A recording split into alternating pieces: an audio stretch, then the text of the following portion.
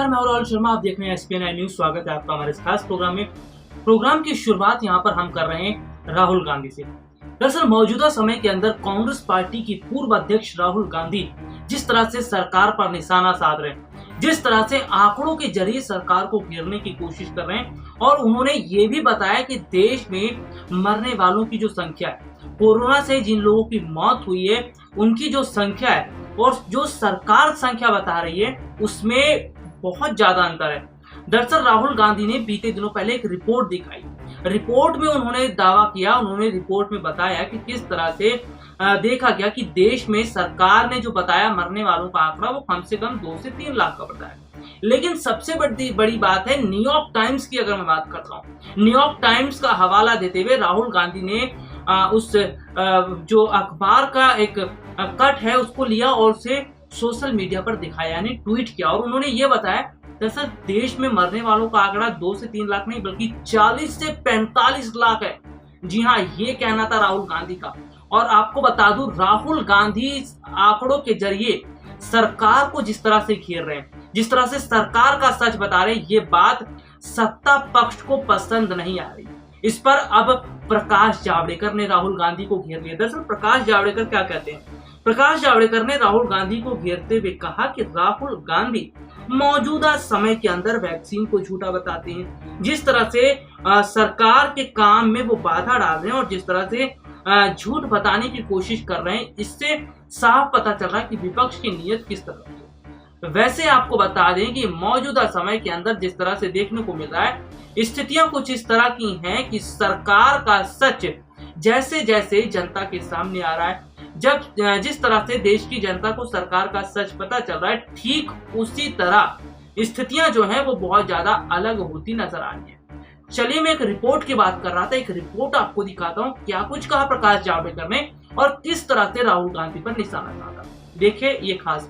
Congress party के पूर्व अध्यक्ष राहुल गांधी जिस तरह से मोदी सरकार पर निशाना साध रहे हैं, इसके साथ ही साथ वैक्सीन नीति और अन्य मुद्दों को लेकर सरकार को घेर रहे हैं, ये बात सरकार आसानी से पचा नहीं पा रही।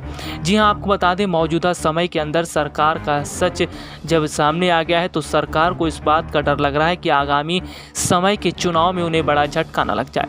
और जिस तरह से विपक्ष सरकार से सवाल पूछ रहा है, ये बात तो और ज़्यादा सरकार को डरा रही है। दरअसल कांग्रेस पार्टी के पूर्व अध्यक्ष राहुल गांधी के आरोपों पर अब बीजेपी ने पलटवार करना शुरू कर दिया है। दरअसल देखा जाए तो सरकार की छवि को बचाने के लिए अब बीजेपी नेता काम पर लग गए हैं और बीजेपी के मंत्री राहुल गांधी पर निशाना साध रहे हैं। दरअसल आपको बता दें, राहुल गांधी ने कहा था कि देश में दूसरी लहर के लिए प्रधानमंत्री की नौटंकी जिम्मेदार है। जवाब देते हुए केंद्रीय मंत्री प्रकाश जावड़ेकर ने कहा कि उनकी नौटंकी जनता ने कब की बंद कर दी है। जावड़ेकर ने कहा, प्रधानमंत्री देश की जनता के साथ कोविड का सामना कर रहे हैं, तब ऐसे प्रयासों के लिए नौटंकी शब्द का उपयोग करते हैं।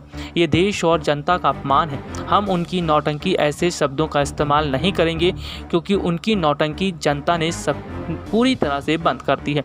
प्रकाश जावड़ेकर ने कहा, पहले तो कांग्रेस को वैक्सीन पर भरोसा नहीं था। उनके एक साथी ने इसे बीजेपी की वैक्सीन कहा। वैक्सीन को लेकर आपने भ्रम फैलाया। राहुल जी, समझ लीजिए, वैक्सीन का विरोध आपने किया है। पिछले साल से ही वैक्सीन तैयार हो गई थी। राहुल गांधी कहते हैं कि 2024 तक सभी को वैक्सीन लगेगी। हम कहते हैं इस साल के अंत तक सभी को टीका लग जाएगा। दिसंबर तक 108 लोगों को वैक्सीन लग जाएगी। कांग्रेस पर हमला करते हुए केंद्रीय मंत्री ने आगे कहा, राहुल जी, अगर आपको वैक्सीन की चिंता है तो पहले अपनी सरकार वाले राज्यों पर ध्यान दीजिए।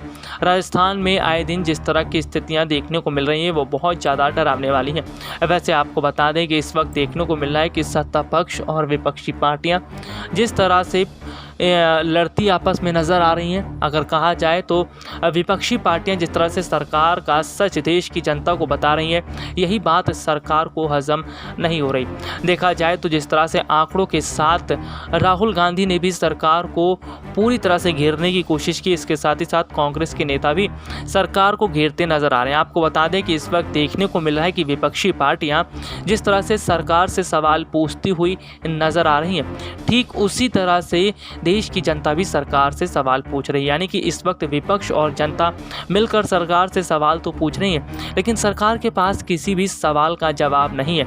ऐसे में देखने को मिल रहा है कि विपक्ष का लगातार दबाव सरकार पर बढ़ता जा रहा है। विपक्ष का दबाव देखते हुए बीजेपी के यही नेता अब सरकार की छवि बचाने की कोशिश कर रहे हैं। लेकिन देखा जाए तो देश में कोरोना की जो दूसरी लहर आई, उस दौरान जिस तरह की स्थिति देखने को मिली, उससे साफ पता चल रहा था कि सरकार दूर दूर तक कहीं दिखाई नहीं दे रही। जी हाँ, आपको बता दें कि देखने को मिला कि सरकार बड़े स्तर पर कहीं भी दूर दूर तक दिखाई नहीं दे रही थी। अस्पतालों में लोग किस तरह से परेशान दिखाई दे रहे थे, ऑक्सीजन लोगों को नसीब नहीं हुआ, दवाइयाँ लोगों को नसीब नहीं हो रही थी, और कुल मिलाकर अगर देखा जाए तो स्थितियाँ बहुत ज़्यादा खराब देखने को मिल रही थी। ऐसे में जिस तरह का माहौल देश के अंदर देखने को मिला, उससे साफ पता चलता है कि कहीं ना कहीं स्थितियां तो बहुत ज़्यादा ख़राब हुई हैं। और ऐसे में जिस तरह से बीजेपी अब स्थितियों को छुपाने की कोशिश कर रही है, सरकार अब नाकामियों को छुपाने की कोशिश कर रही है, इसका मतलब यह है कि सरकार ये बात जानती है कि देश की जनता सच जान चुकी है, और देश की जनता को ये पता चल चुका कि इतने वर्षों में सरकार ने कोई काम नहीं किया। इसी को देखते हुए सरकार आगामी चुनाव की तैयारियाँ भी कर रही है, और देश की जनता को ये बताने की कोशिश कर रही है कि दरअसल विपक्ष की तरफ से अफवाह उड़ाई जा रही है। लेकिन सच क्या है, देश की जनता ये समझ गई है, इसीलिए जनता बहुत ही सोच समझकर कदम भी उठाती दिखाई दे रही है। तो देखा आपने मौजूदा समय के अंदर की स्थितियों की मैं बात कर रहा था।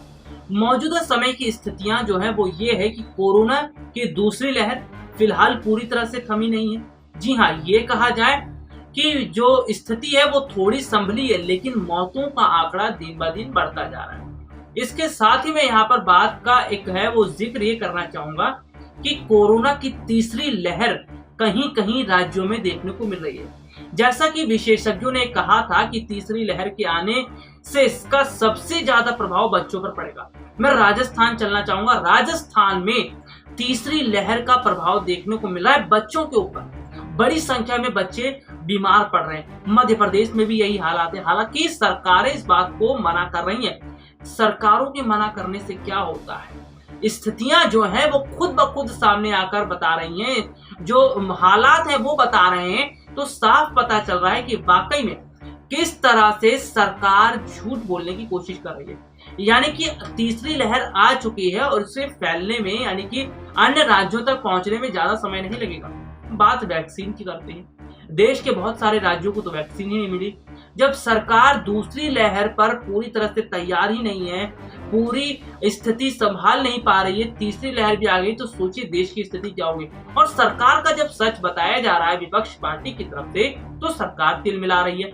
सरकार गुस्सा हो रही है कि सरकार का सच क्यों बताया जा रहा है। लेकिन देश की जनता सरकार का सच समझ चुकी है, और यही वजह है सरकार का सच समझने के बाद जिस तरह से जो जनता है वो पूरी तरह सरकार के खिलाफ जाती नजर आ रही है। लेकिन प्रकाश जावड़ेकर और अन्य नेता विपक्ष पर ठीकरा फोड़ रहे हैं। वैसे आने वाले समय की अगर हम बात करते हैं तो चुनाव होने वाले हैं, और चुनाव में बहुत ज्यादा फर्क इन सब बातों का पड़ने वाला है। फिलहाल आज के लिए मुझे इजाजत दे दीजिए।